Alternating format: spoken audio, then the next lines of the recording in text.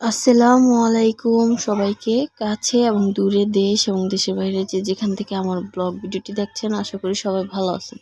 অবশ্যই জানাবেন কেমন আছেন। আলহামদুলিল্লাহ, আমরাও ভালো আছি।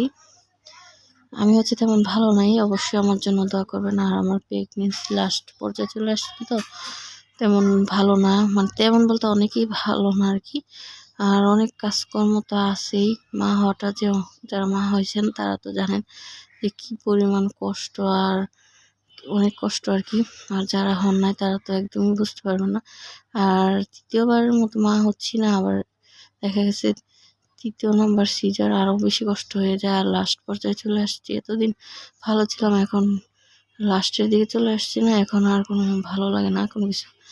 তারপর ভাবলাম ছোট্ট একটা ভিডিও আপনাদের মাঝে শেয়ার করে ফেলি। অনেকদিন ধরে ভিডিও শেয়ার করা হয় না, আর তেমন ভিডিও করি না। ভালো না লাগলে কি আর ভিডিও করার ইচ্ছাই আসে না।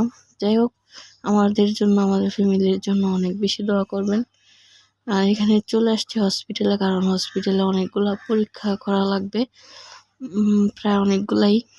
এখানে ছেলে মেয়েকে নিয়ে আসছি, আর আমরা জানিনি যে খালি পেটে আসা লাগবে আমার আর কি। ছেলে মেয়েরা সবাই নাস্তা করেছে, আমরাও নাস্তা করে ফেলছিলাম। আর এখানে অলরেডি নাস্তা করে চলে আসার পরে বলতেছে যে খালি পেটে আসছি নাকি, আর আমি তো জানি না। এই জন্য আর কি পরে রক্ত নিল 3-4 বার করে, পরের দিন আবার আসতে বলছে। আমি 2 দিনের ভিডিও ছোট করে করেছি, সেটাই আপনাদের মাঝে শেয়ার করে ফেলছি আর কি। অবশ্যই যারা ভিডিওটি পছন্দ ছিলেন, লাইক দিতে ভুলে গেছেন, একটা লাইক দিবেন যদি আমার ব্লগ ভিডিও আপনাদের কাছে ভালো লাগে। আর বেশি দিন নাই, অবশ্যই দোয়া করবেন। এখানে আবারও রক্ত নিবে আজকে 1 ঘন্টা পর পর এখানে বসা লাগবে। একবার রক্ত নিবে, আর পরে আবার আরেক ঘন্টা পরে, 1 ঘন্টা পর পর আর কি নিবে। 3বার করে, 3বার নিয়েছিল। টোটাল 7 বার নিয়েছে 2 দিনে, একদিনই নিত, কিন্তু আমি তো খালি পেটে আসতে পারিনি। আর এখানে গ্লুকোজ এটা খাওয়া লাগবে, এই জন্য আর কি খেয়ে নিচ্ছিলাম। আর শুধু এটাই খেয়েছি, আর কোনো কিছু খাই না। আর যেহেতু খেয়ে যায়নি, তেমন এত মাথা ঘুরাচ্ছিল, আর এখন এত বেশি খিদা লাগে না যে কি বলবো। আর খালি পেটে একদমই থাকা যায় না। তারপর এখানে যেহেতু পরীক্ষা করা লাগবে, এই জন্য আর কি।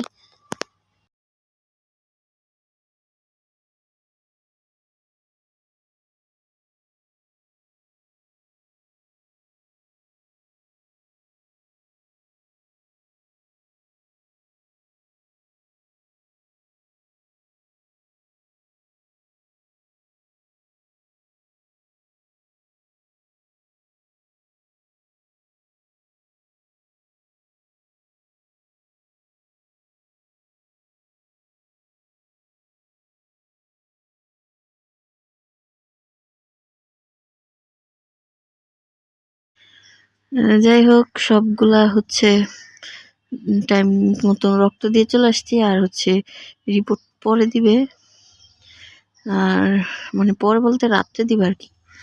এখানে আখের গিয়ে দেখি যে আখের যে রস, গ্যান্ডারির রসটা, পরে ভাবলাম যে খাই আমি আর আমার মেয়ে। আর আখের রসটা খেতে কিন্তু অনেক বেশি ভালো লাগে, আর এই জন্য আর কি। কে কে পছন্দ করেন অবশ্যই জানাবেন। আর এত বেশি ক্ষুধা লেগেছে যে মাথা ঘুরা শুরু করছিল, পরে আর কি আখের রসটা খেলাম। আর এখন বাসায় আসার সময় আবার সিঙ্গারা নিয়ে আসছিলাম, পরে বাসায় এসে আবার ভাত খাওয়া হয়েছে। কারণ এরকম অবস্থা যে অনেকক্ষণ না খেয়ে থাকাই যায় না। আর আমাকে দেখে বোঝাই যাচ্ছে কি পরিমাণ ক্লান্ত, আর অবস্থা একদম খারাপ।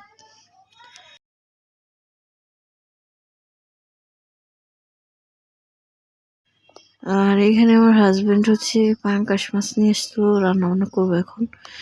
এই জন্য আর কি এখানে আমি এখন আর মাছগুলা ধুবো না, কারণ এভাবে পলিথিন করে ফ্রিজে রেখে দিব, কারণ এখন আর ধোয়ার মতোই নেই।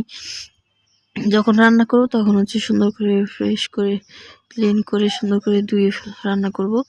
এখন যেগুলো রান্না করব সেগুলো সুন্দর পরিষ্কার করে নেব, আর কাটাকাটি করে নেব। আর কি কি রান্না করি সেটাও আপনাদের মাঝে শেয়ার করব।